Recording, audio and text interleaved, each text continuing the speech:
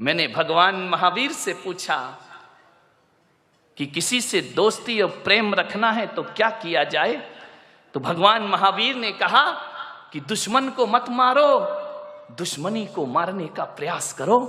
यदि दुश्मनी को मार दिया, दुनिया में कोई दुश्मन रह ही नहीं जाएगा। महावीर ने दोस्त को मारने की बात नहीं कही है, दुश्मनी को खत्म करो। ध्यान रखना, रावण को मारना कोई राम का उद्देश्य नहीं था। रावण की रावणियत को मारना राम का उद्देश्य हुआ करता था। मान्यवाद। बहुत प्रशंसा करो दुश्मन की। दोस्त सबसे बड़ा राजदार होता है हमारी जिंदगी का।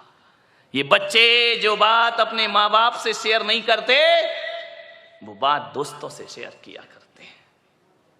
मान्यवर, किसी लड़की की शादी करना हो ना, शोभा ताई शादी का बहुत बना रहे ना, मैं भी थोड़ा सा टिप्स दे दूं। किसी लड़की की शादी करना हो तो लड़की के माता पिता को क्या देखना चाहिए? आप यही देखते ना कितना कमाता है, कौन से जॉब में है, इसका पैकेज क्या है, आप यही देखते हैं। इसकी जाति कौन सी है, आप यही देखते हैं। इसके माता पिता कौन है, परिवार फैमिली बैकग्राउंड क्या है। धोखे में आ जाओगे ये सब देखोगे तो। मैं पुलक सागर कहता हूं, फैमिली बैकग्राउंड अच्छा हो तो कोई जरूरी नहीं कि औलाद अच्छी हो।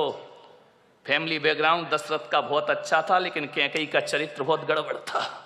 ध्यान रखिए, फैमिली बैकग्राउंड अच्छा होने से बेटा अच्छा होगा जरूरी नहीं है।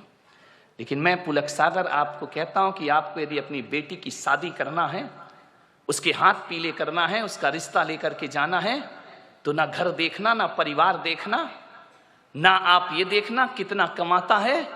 आप तो ये देखना कि जिस लड़के से अपनी लड़की की शादी कर रही हूं, उसके दोस्त कैसे हैं, उसके यार कैसे हैं, उसके मित्र कैसे हैं। अरे पिता जैसा है बेटा वैसे ही होगा, कोई जरूरी नहीं है। माता जैसी है बेटा वैसे ही होगा, कोई जरूरी नहीं है। ध्यान रखना। लेकिन ये बिल्कुल जरूरी है कि दोस्त जैसे होंगे लड़का वैसा। दोस्तों का बैकग्राउंड देखो, आप ये देखो किसके साथ उठता है, किसके साथ बैठता है, कहां जा। माँ बाप से छिपके काम करते हैं लड़के, माता पिता को पता नहीं चलता। और दोस्त सड़कों पे बाहर क्या करते हैं। किसी भी बेटी की शादी करो तो लड़के के दोस्तों के बारे में जानकारी जरूर लेना। यदि लड़का अच्छा होगा तो अच्छे लोगों की संगति में उठता बैठता होगा। वो लड़का यदि खराब होगा तो गलत लोगों की संगति में उठता बैठता। आदमी जैसे माँ बाप होते हैं वैसा नहीं होता, जैसे दोस्त होते हैं आदमी वैसा हुआ करता है। ध्यान रखिए। मान्यवर, एक सीख दी है मैंने आपको, इस पर कोई ध्यान नहीं देता है। आप बताइए ना, एक बेटा सही गलत किसकी वजह से होता है? बाप की वजह से, मां की वजह से नहीं मेरे भाई। एक शराबी बाप भी चाहता है कि मेरा बेटा शराब ना पिए। ध्यान रखना। एक जुआड़ी भी चाहता है कि मेरा बेटा जुआ ना खेले। और एक बेश्या भी चाहती है कि मेरी औलाद इस गंदगी में जीवन ना बिताए। ध्यान रखना। एक चोर ने भी ये सपना नहीं देखा होगा कि मेरा बेटा चोर बने।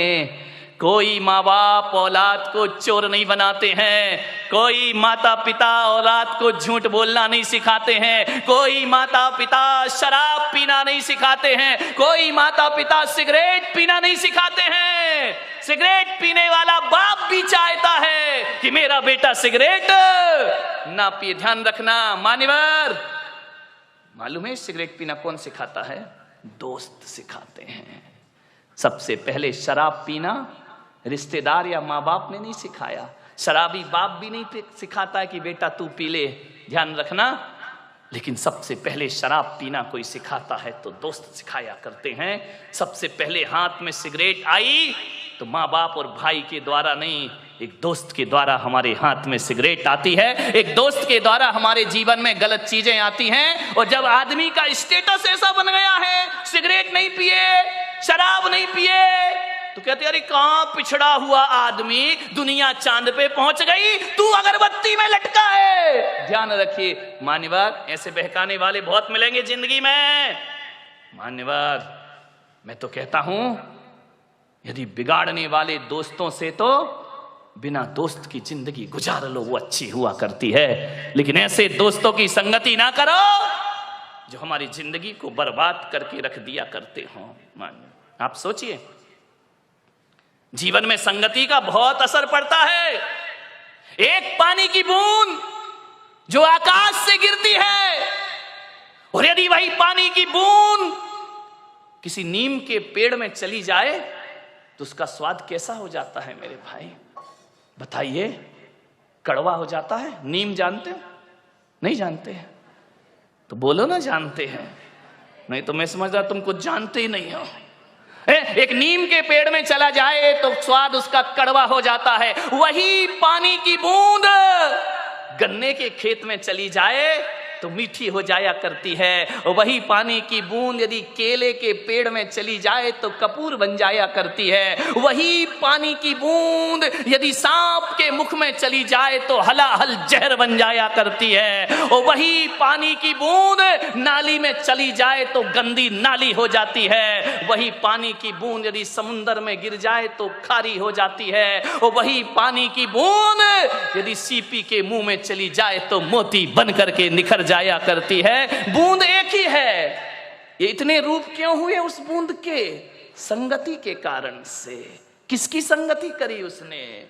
मोती बना सीप की संगति से और जहर बना सांप की संगति से। ध्यान रखना।